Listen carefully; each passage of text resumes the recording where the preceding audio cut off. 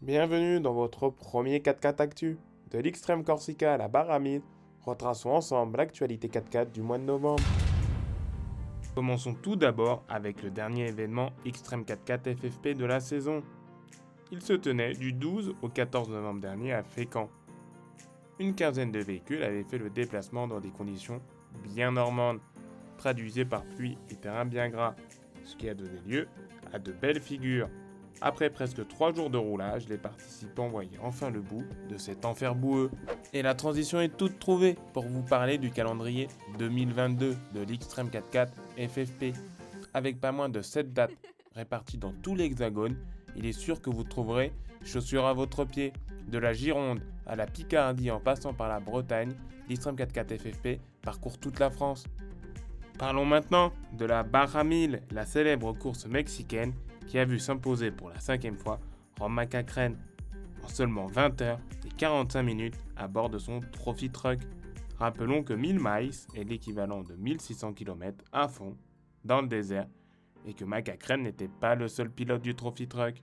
A noter la participation du pilote français Romain Dumas avec l'écurie américaine Glickenos qui participe entre autres aux 24 heures du Mans.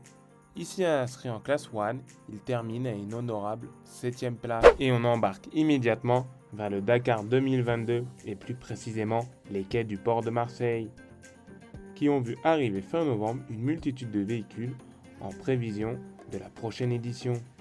Celle-ci se tiendra du 1er au 14 janvier 2022. Camions, autos, SSV et même motos, tous étaient au rendez-vous, avec notamment beaucoup de classiques.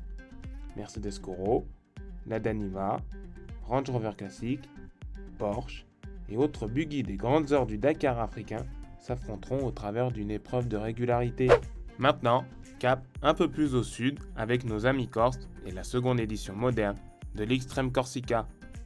Pas moins d'une quinzaine d'équipages venus de toute l'Europe, France, Angleterre et Italie, avaient rendez-vous sur la côte nord de l'île pour 4 jours d'épreuves extrêmes. Tyrolienne, pont en bois et bain debout étaient au programme, et c'était tout sauf des vacances pour les équipages.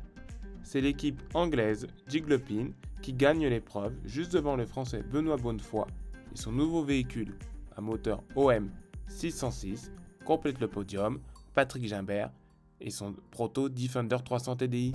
Avant de conclure, laissez-moi vous rappeler que je vends un calendrier spécial Extreme 4x4 avec les meilleurs clichés que j'ai pu faire sur toutes les compétitions auxquelles j'ai pu participer ces dernières années. Alors si vous êtes intéressé, n'hésitez pas à me contacter.